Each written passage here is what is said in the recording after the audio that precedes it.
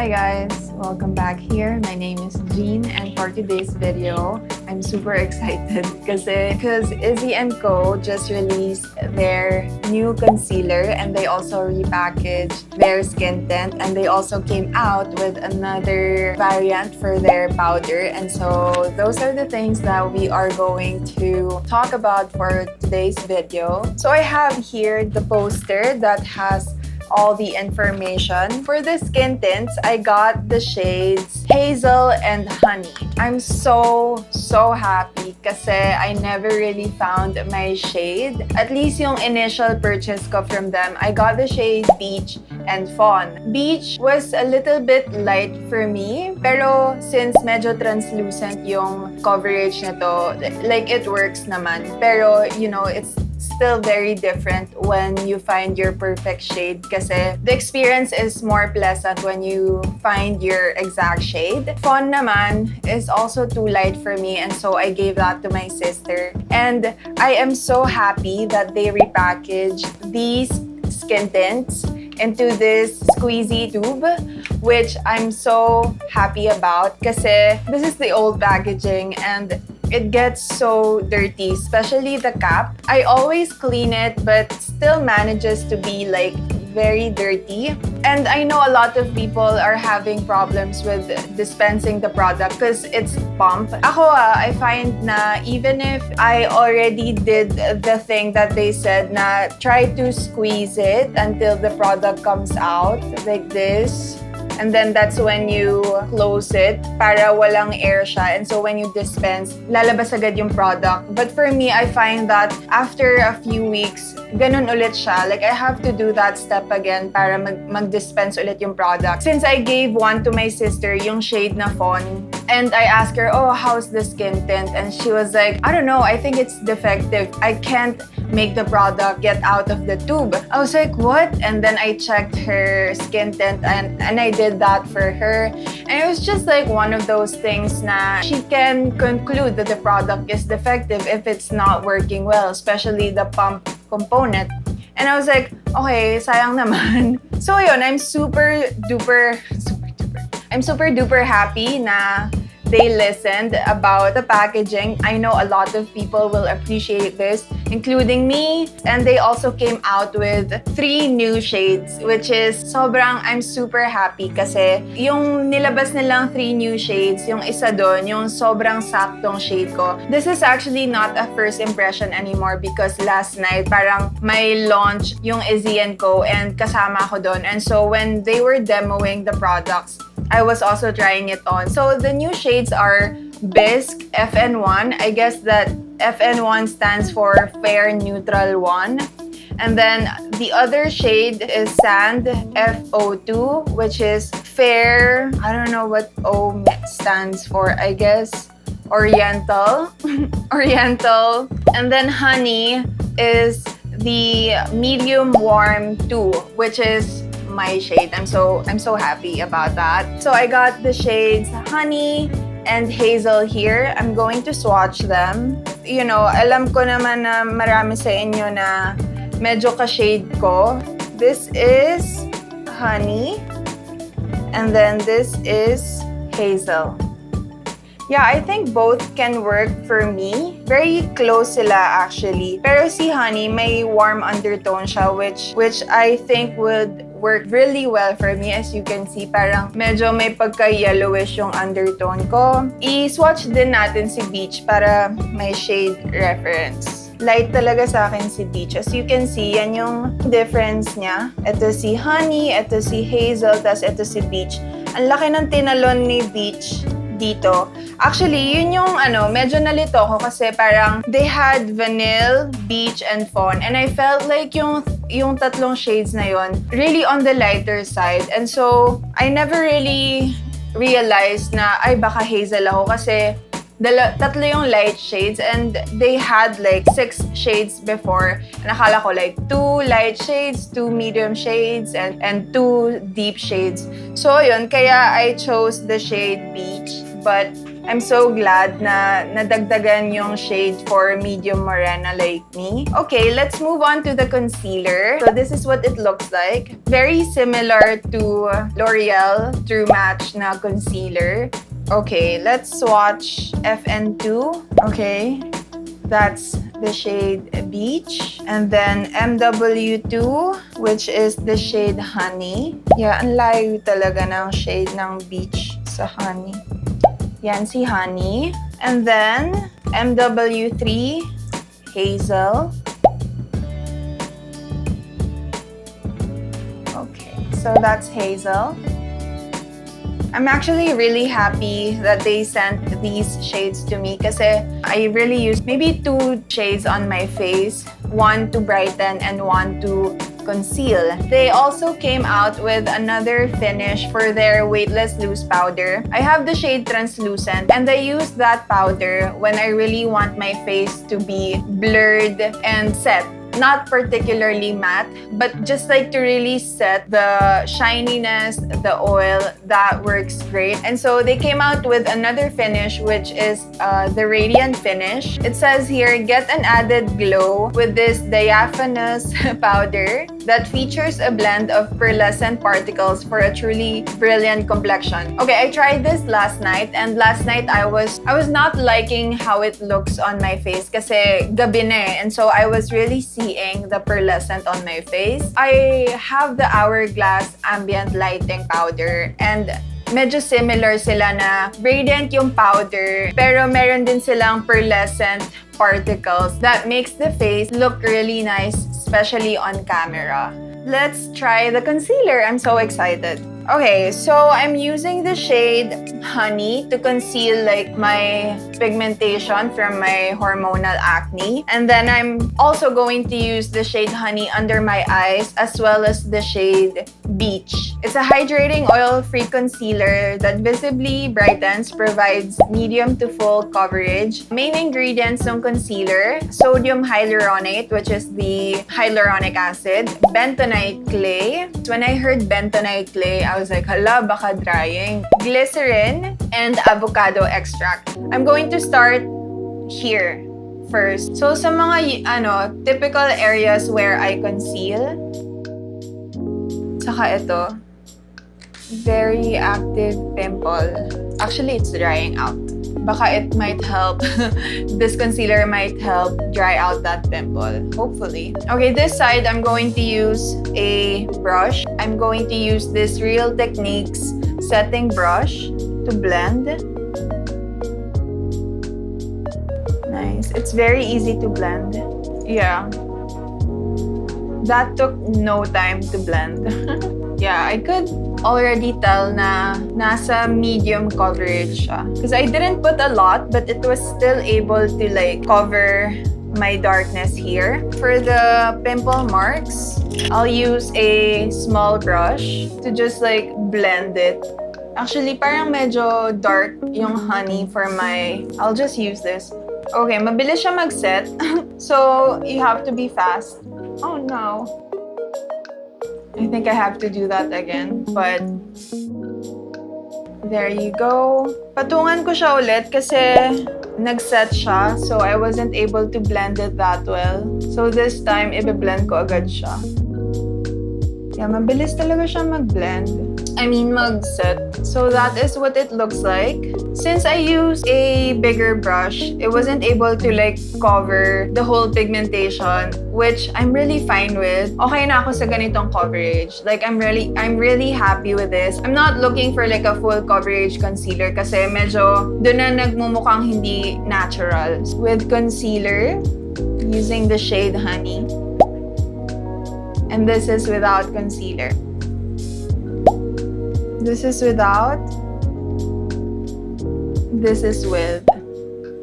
Ang ganda niya. Ano siya? It reminds me a lot of the Careline Acne Spot Concealer. That one is creamier. This one, ano siya? There's little time to blend, so you have to be quick. Whereas the Careline, you can leave it on your face for like maybe like a minute or two and you can still blend it. I'm not sure if you can do that with this one. Next side na tayo.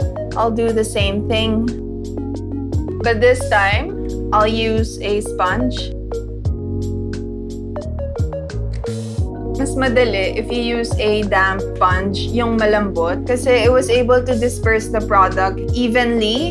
Even sa spots ko, I didn't have a hard time blending the entire product around the hyperpigmentation. And it was quicker than this one. So, I recommend you use a sponge if you want. Yeah, Slow was saying she's part of the Issy and Co brand to use a small fluffy brush like this so you can easily blend it. And with this kind kasi mas precise yung application and then mas quicker siya to blend rather than this one kasi mas malaki yung area na mabe-blend mo when you use something like this and mas nagdi-thin out yung product. And so if you really want like concentrated but still blended, I think you should use a small fluffy brush like this. I was going to use this pero like okay lang sa akin, nagpipeek through yung marks ko. I just want to use the shade Honey ulit kasi I forgot to put some here.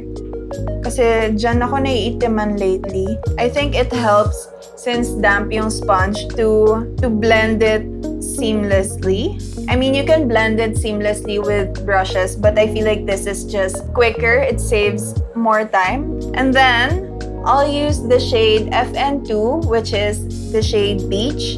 And I'll target like ito, yung pinakalubog sa mata ko here. Actually, okay, I can use this to really like target this area. And then I'll go back with the sponge to like blend it out even more. Ganda. So this is the concealer on my face.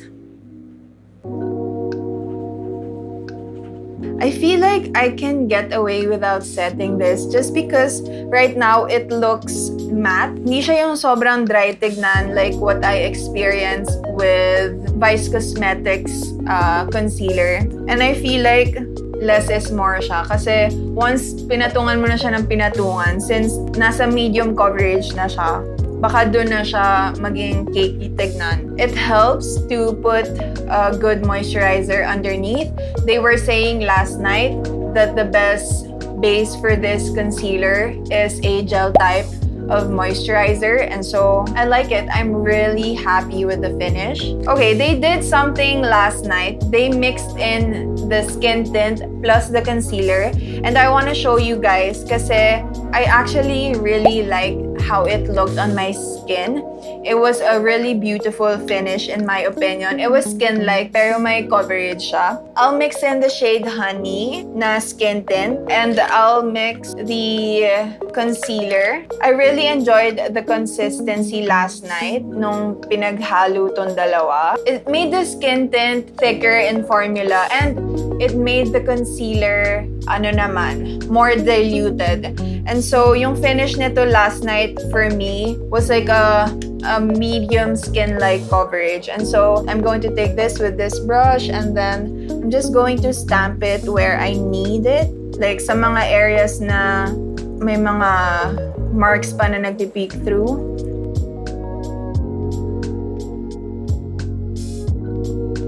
Ayan, no? Nadagdagan siya ng coverage, pero hindi siya mukhang heavy. Like, I would definitely say na naging medium coverage siya. And parang mas na-even out niya yung skin tone ko. Pero for me, looking sa mirror ngayon, hindi siya mukhang heavy at all. Mukha pa rin siyang skin. It's so beautiful. Like, the finish is so beautiful. Yeah, if you have the skin tint, I think that you might enjoy the concealer with it kasi maganda yung patong nila with each other. I like it. Oh my gosh, look at that. Like, it still looks like my skin. And ako pa naman, like, konting coverage lang na hindi ako sanay. Like, parang ako ayoko na. Pero with this one, I really don't mind the medium coverage kasi mukha pa rin siyang skin. Okay, now let's move on to the powder, which I'm really excited about. So, same component, just different finish. The first time you open it, makita mo talaga na may shimmery particles. And you might get intimidated by that, which I understand kasi same. So, I'll put this here. Like, I'll set my under eye dito muna. Can you tell the difference? parang mas naging flat siya. Mas naging blurred lang siya. And I have a similar experience nga with the Hourglass Ambient Light. Alam kong may pearlescent particle siya, but I'm not afraid to use it. The formula of that kind of powder really makes the skin look blurred, but also like radiant. You know what I mean? I mean, yun naman yung essence ng ambient lighting powder ng Hourglass. And that's the reason why it's very popular with bridal makeup. Kasi may soft focus effect siya na hindi matte. Ganda! Oh my gosh. I'll do this na. Look at that! Sobrang parang na-blur niya. I love it. I love it so much. I'm not in my early 20s na. And so I can see the lines already, which I'm okay kahit nagsasettle yung concealer. This powder can minimize the appearance of those tiny lines. Not completely erase the tiny lines. I mean, just not emphasize them, you know? Okay, I might as well use the powder sa entire face, but this time with a fluffier brush para less concentrated siya. Everything that I tried today is very skin-like. Oh my gosh, look at that!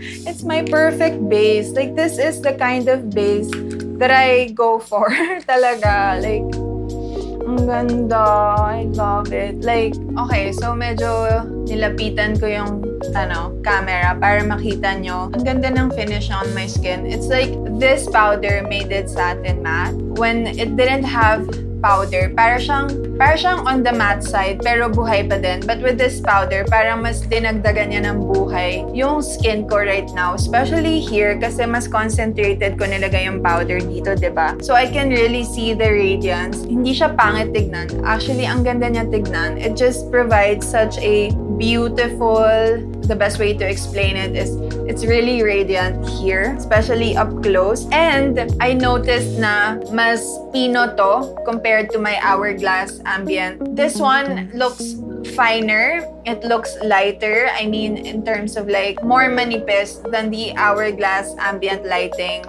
powder, in my opinion. Ang ganda. Ang ganda. May blurring effect siya, but it still looks natural. Ang ganda, diba? Ang ganda nila on top of each other. I'm going to do a wear test with my previous video. I think na-enjoy niyo yung wear test. Again, I'm only going to do 3-hour duration ng wear test. Kasi for me, as long as makatawid siya, even just an hour or two, for me, okay na yun. Like, I really don't mind retouching. I like retouching. 3-hour for me is solid na. So, ayun. So, I'm going to check in every hour and see kung ano yung magiging itsura ng base ko. I won't put anything more na. I won't put blush. I won't put anything on my face. Para concentrated yung check-in, yung base lang talaga of my skin. So, this is what it looks like right now. And then, I'll check in with you guys after an hour.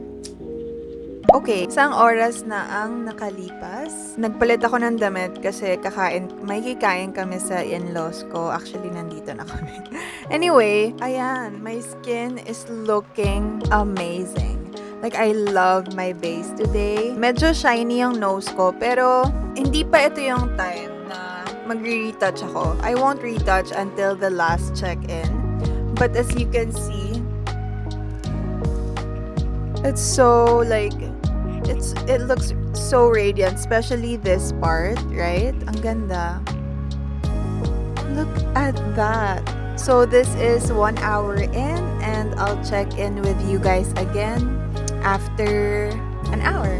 It's been an hour and solid. Ang solid pa rin niya sa face ko. Like, wala pang hulas. It's still intact. I mean, obvious naman na may creasing on my eyes, but that's something that mata ko na talaga yan eh. It's not like, so hindi pa ako nagbablot, and I usually get oily like after an hour, and I still am okay with this kind of shine. I think yung concealer, yeah, leaning more matte siya.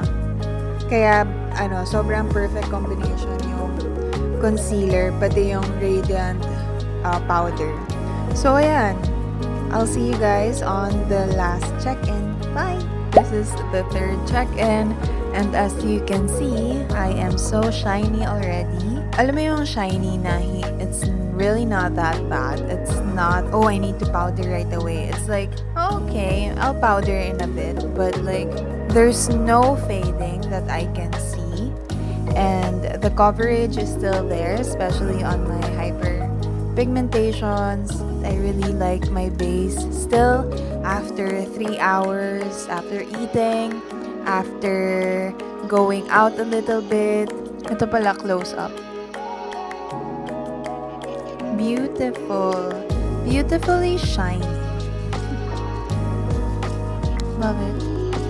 Final thoughts on the concealer and the powder. Okay, let's start with the concealer. I really like this concealer. What I can say about this is that it's pigmented, it's concentrated. It's true when they say it's medium coverage, but it's not the kind of medium coverage na kahit wala kang base, it would look weird on you. Alam mo yung parang you'd know where the concealer would end kapag in-apply mo siya. With this one, you wouldn't see that. It blends seamlessly on the face. It looks very natural but still covered. And I really like the consistency of this. The consistency of this is on the thicker side. It almost reminds me of the pot concealers. Alam niyo mga pot concealers na nasa maliit siya na jar. Like ganun yung level of pigmentation niya and dryness in my opinion. But this still managed to be creamy and blendable. The only downside of this one is that there's really not much time to work with it. You need to apply it and then you have to blend it right away para maganda yung finish niya on the face. And I find that the sponge really is the best way to use this in my opinion kasi the dampness of the sponge helps the thickness of this to be evenly distributed on the face. At least that was my experience. I reapplied concealer after the third check-in before I filmed this final thought. Ang ganda. Ang ganda pa rin ng patong niya. I didn't powder before I reapplied this. So, medyo hindi na masyadong powdery yung face ko. When I reapplied this, it still managed to layer on top of what I was already wearing during my check-in. And I finished it off with this powder. And the finish is still the same. It looks beautiful still. It's so beautiful in my opinion. It looks natural. Kasi sometimes with other concealer, when I reapply it, especially after wearing that concealer for maybe 3 hours, may tendency na siya to be patchy, may tendency na siya to look dry, may tendency na siya to look not as fresh. But this one, ang fresh pa rin niya tignan. It just looked like I freshened up with powder and I really like the finish of it. I am really happy with this. I am for sure going to use this again and again because the coverage is amazing for me. The finish is good. Maybe for a dry skin type or for mature skin, you really have to make sure to moisturize under your eyes, to moisturize your face para mas maganda yung lapat ng concealer na to. Kasi it's more on the matte side, but it's matte. Para siyang satin matte. I wouldn't say na it's super matte like the BLK one. This one is, meron pa siyang creaminess eh. Definitely more on the matte side. And so, I am so happy that they finally released a concealer that has 9 shades. 9 freaking shades. 9 shades of concealer is possible to do in our market because here it is. We're looking at it and I'm just so happy and excited and I feel like a lot of you guys would enjoy this also and a lot of you guys would find your perfect shade because they have 9 freaking shades. Also, if you're confused on what to get, message them on Instagram because they are very responsive. They will really help you choose the shade that would best suit your skin tone. Yeah, so there you go. I hope that you get to try this concealer and if you do, please let me know how it is for you. For me, in my experience, it's a good concealer. Okay, next one is this Weight Less Loose powder in the radiant finish. I equally love this. I think I might be using this more than my translucent one. The finish is so natural on the skin. I don't have to wait so that my oil can peek through and my base could look a little bit natural. With this one, the finish of your face will look natural, will look radiant, but not oily. You know what I mean? And the combination of this two is so good.